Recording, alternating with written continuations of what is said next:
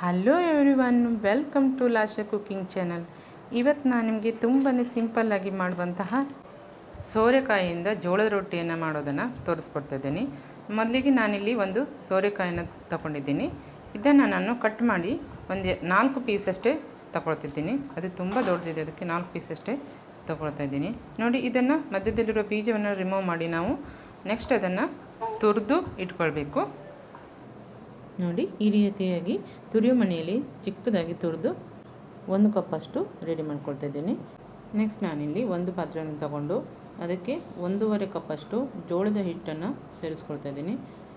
Next ಅದಕ್ಕೆ ನಾನು ತುರಿದಿಟ್ಕೊಂಡಿರುವಂಥ ಸೋರೆಕಾಯನ್ನು ಕೂಡ ಸೇರಿಸ್ಕೊಳ್ತಾ ಇದ್ದೀನಿ. ಈ ಜೋಳದ ಹಿಟ್ಟಿನಲ್ಲಿ ನಾನು ಸಜ್ಜೆಯನ್ನು ಕೂಡ ಮಿಕ್ಸ್ ಮಾಡಿ ಹಿಟ್ಟು ಮಾಡಿ ಇಟ್ಕೊಂಡಿದ್ದೀನಿ. ನೆಕ್ಸ್ಟ್ ಇಲ್ಲಿ ಒಂದು ಹಸಿಮೆಣಸನ್ನು ಚಿಕ್ಕದಾಗಿ ಕಟ್ ಮಾಡಿ ಸೇರಿಸ್ಕೊಂಡಿದ್ದೀನಿ. ಹಾಗೆ ಒಂದು ಈರುಳ್ಳಿಯನ್ನು ಕೂಡ ಚಿಕ್ಕದಾಗಿ ಕಟ್ ಮಾಡಿ ಸೇರಿಸ್ಕೊಳ್ತಾ ಇದ್ದೀನಿ. ನೀವು ಇದೇ ರೀತಿ ಸೌತೆಕಾಯನ್ನು ಕೂಡ ಸೇರಿಸ್ಕೊಂಡು ಮಾಡ್ಬೋದು. ಹಾಗೆ ಅರ್ಧ ಟೀ ಸ್ಪೂನಷ್ಟು ಜೀರಿಗೆ, ಅರ್ಧ ಟೀ ಸ್ಪೂನಷ್ಟು ಉಪ್ಪನ್ನು ಸೇರಿಸಿ ಬಿಸಿ ನೀರಲ್ಲಿ ಇದನ್ನು ಮಿಕ್ಸ್ ಮಾಡ್ಕೊಳ್ತಾ ಇದ್ದೀನಿ. ನೋಡಿ, ಈ ರೀತಿ ಚೆನ್ನಾಗಿ ಸ್ವಲ್ಪನೇ ನೀರು ಸೇರಿಸಿ ನಾವು ಅದನ್ನು ನೋಡಿ ಚಪಾತಿ ಥರನೇ ಹೀಗೆ ಮೆತ್ತಗೆ ಕಲಿಸ್ಕೊಂಡು ಅದನ್ನು ಮುಚ್ಚಿಟ್ಟು ಒಂದು 10 ನಿಮಿಷ ಬಿಡ್ತಾಯಿದ್ದೀನಿ.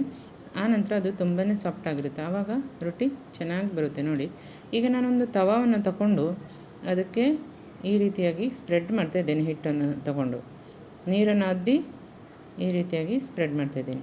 ನಿಮ್ಮಲ್ಲಿ ಬಟರ್ ಪೇಪರ್ ಇದೆ ಅಂದರೆ ಅದನ್ನು ಕೂಡ ನೀವು ಯೂಸ್ ಮಾಡಿಕೊಂಡು ಈ ರೀತಿಯಾಗಿ ರೊಟ್ಟಿಯನ್ನು ಮಾಡ್ಕೊಳ್ಬೋದು. ಬಟ್ ನಾನಿಲ್ಲಿ ಡೈರೆಕ್ಟಾಗಿ ತವಾಗೆ ಹಚ್ಚಿ ತೋರಿಸ್ತಾ ಇದ್ದೀನಿ.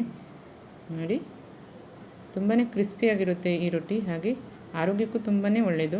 ವೆಯ್ಟ್ ಲಾಸ್ ಮಾಡೋರಿಗೆ ಹಾಗೆ ಡಯಟ್ ಮಾಡೋರಿಗೆ ಇದು ತುಂಬಾ ಹೆಲ್ತಿ ರೆಸಿಪಿ ಅಂತಲೂ ಹೇಳ್ಬೋದು. ನೋಡಿ, ಈಗ ಒಂದು ಸೈಡ್ ತುಂಬಾ ಚೆನ್ನಾಗಿ ಬೆಂದಿದೆ. ಅದನ್ನು ಟರ್ನ್ ಮಾಡಿಕೊಂಡು ಕೂಡ ಒಂದು ಕಡೆ ಪ್ರೆಸ್ ಮಾಡ್ತಾ ಅದನ್ನು ಚೆನ್ನಾಗಿ ಬೇಯಿಸ್ಕೊಳ್ತಾ ಇದ್ದೀನಿ. ಇದನ್ನು ಒಂದೇ ಸರಿ ದೊಡ್ಡ ಉರಿಯಲ್ಲಿ ಬೇಯಿಸಬಾರ್ದು, ಮೀಡಿಯಮಲ್ಲಿ ಇಟ್ಕೊಂಡು ಅಥವಾ ಚಿಕ್ಕ ಉರಿಯಲ್ಲಿ ಬೇಯಿಸ್ಕೊಂಡ್ರೆ ತುಂಬಾ ಚೆನ್ನಾಗಿರುತ್ತೆ. ನೋಡಿ, ಈಗ ರೆಡಿಯಾಗಿದೆ. ಸೂಪರ್ ಆದಂಥ ಒಂದು ಜೋಳದ ರೊಟ್ಟಿ ನಿಮಗೋಸ್ಕರ ರೆಡಿಯಾಗಿದೆ. ನೀವು ಕೂಡ ಮನೇಲೊಮ್ಮೆ ಟ್ರೈ ಮಾಡಿ ನೋಡಿ. ಹಾಗೆ ಲಾಶಾ ಕುಕಿಂಗ್ ಚಾನಲನ್ನು ಸಬ್ಸ್ಕ್ರೈಬ್ ಮಾಡಿ, ಶೇರ್ ಮಾಡೋದನ್ನು ಮರಿಬೇಡಿ. ಧನ್ಯವಾದಗಳು.